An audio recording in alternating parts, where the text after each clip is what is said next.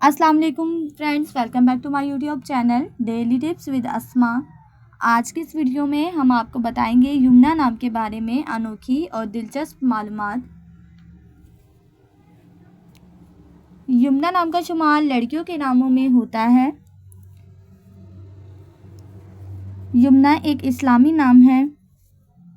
यमुना नाम की इब्तदाई तारीख अरबी ज़ुबान से निकलती है। यमुना नाम की लड़कियों के लिए खुशकिस्मत नंबर 6 माना जाता है। माहिरीन के मुताबिक यमुना नाम की लड़कियां बहुत रहमदिल होती हैं।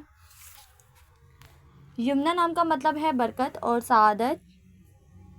यमुना नाम की लड़कियों के लिए खुशकिस्मत दिनों में मंगल और एतवार का दिन शामिल है। यमुना नाम के अफराद के लिए मुवाफिक रंगों में सुर्ख, जंगनुमा और हल्का सब्ज रंग शामिल है। यमुना नाम के अफराद के लिए मुवाफिक पत्थरों में पुखराज पत्थर शामिल है। खुशकिस्मती वाले धातों में हिंसों के हिसाब से तांबा शामिल है। फ्रेंड्स, अगर आप अपने नाम का मतलब जानना चाहते हैं तो कमेंट बॉक्स में अपना नाम लिखें। इंशाल्लाह हम आपके नाम की वीडियो ज़रूर बनाएंगे। Thanks for watching. अल्लाह हाफिज़।